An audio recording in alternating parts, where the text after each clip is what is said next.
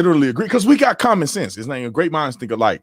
And I'll say this, let's talk about. I always bring this up because I think it's invaluable to talk about.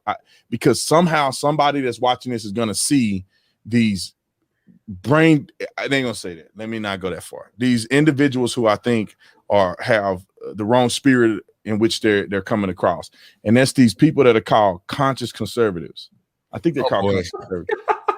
So if you guys have, I don't know if you guys, people that are watching know who this is. It's like there's black conservatives who claim to be conscious conservatives. And I think all they really are is that they hate Candace Owens and they want to be like anti-Candace. They want to be anti-Candace conservatives. But they come out often and they say that people like us on this stream right here, probably all four of us, don't speak for the black community. And our rhetoric is bad for building relationships with conservatives in the black community. So I want to know what you guys think about that. Personally, I think it just stems from hatred and jealousy of Candace. I mean, not even us. It's like Candace hate creates conscious conservative. I got to be the anti-Candace person. And what do you guys think about that?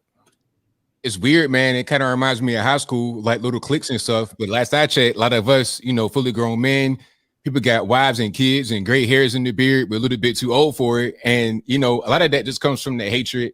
It's a crabs in the bucket thing because a lot of people have not really gotten beyond that in the black community. And people in general, it's not always a black thing, but especially among us, it's that crabs in the bucket mentality. Oh, you're doing well. You're doing the best. Well, I got to take you down. And it's envy, really. I think Mike Tyson said it.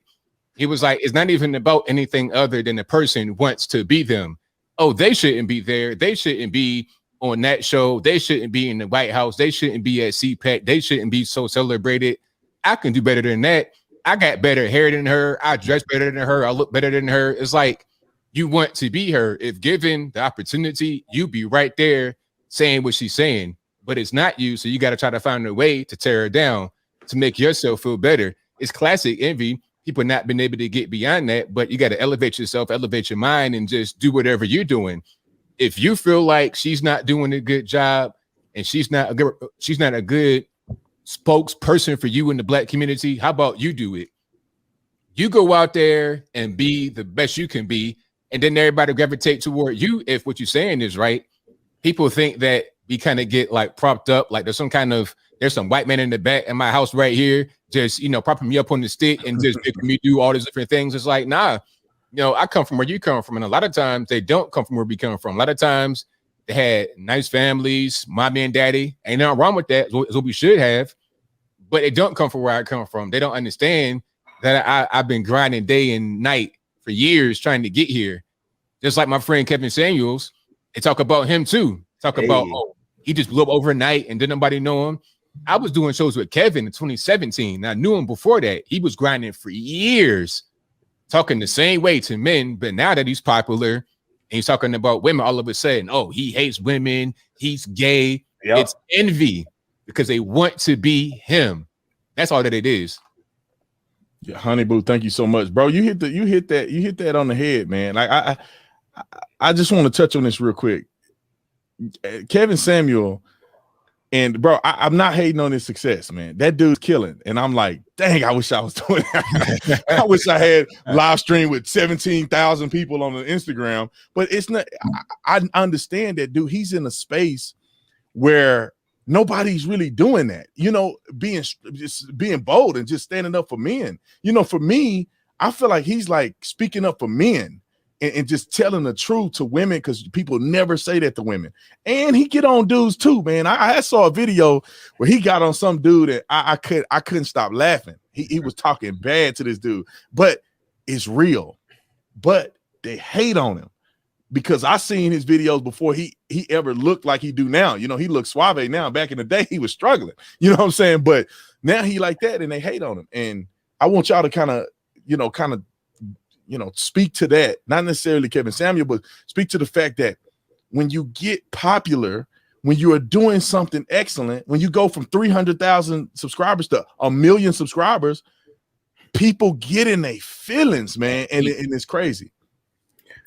I think, my grandfather used to always say, people don't talk about you unless you're worth the conversation first. You know, you have to be worth the conversation for you to come out of their mouth. And you look at some of the things that they're talking about 24/7 is a lot of you guys, it's all the conservatives that, you know, who are, in my opinion, making the biggest impact. It is jealousy, it is envy. When your entire platform is built off of hating other conservatives, which in my opinion, a lot of them are on that side, that's a problem. And to me, you know, they got to answer for themselves. But for me, I couldn't wake up every day and know that I'm tweeting and my stories and everything I'm talking about is about other conservatives when there's a bigger battle that we're fighting right now in America. Like, what use of your time? Like, what kind of use of your time? How can you justify the use of that time? You know, I think it's a lot of envy. You look at Candace's page and you look at some of these other people's pages, they're promoting their projects and things that they're doing and the next step in their career. You go to their pages and it's Candace, it's Brandon, it's ABL. I'm like, this is embarrassing in my opinion. You know what I mean? This is embarrassing that you are spending your entire time talking about these people. But I hate to say this, but unfortunately, it's a representation of the Black community and what we're trying to break on the left, right? It's like those people have brought some of those things to the right. It's like we have to attack the next Black person that is doing a little bit better than me, opposed to saying, you know what? How can I learn from maybe something that they did, or how can I expand my audience? I think ABO mentioned this a minute ago. There is room for everyone. There is, if you feel like Candace or Brandon or somebody isn't doing it the way that you would do it, then you use your platform and you do it the way that you feel like you need to do it. You don't have to tear down Candace. You don't have to tear down Brandon and tear down everybody else in order for you to be heard. Use your platform. If people are on Candace's page, Brandon page, ABO's page, it's because they agree with the way they're doing it. You know what I mean? They agree with their messaging, their delivery. So, you know, it's jealousy, man. It's sad to see. Candace told me a while ago, she was like, I think she learned from her grandfather. She was like, never box down, always box up, you know. And I took that advice, and I kind of, for the most part, I stay clear of them, man, because they're not worth my time. They're not. Where God has me and the path that He has me on, they're not even worth my time. Yeah, I appreciate that, man. I want to jump to this one question.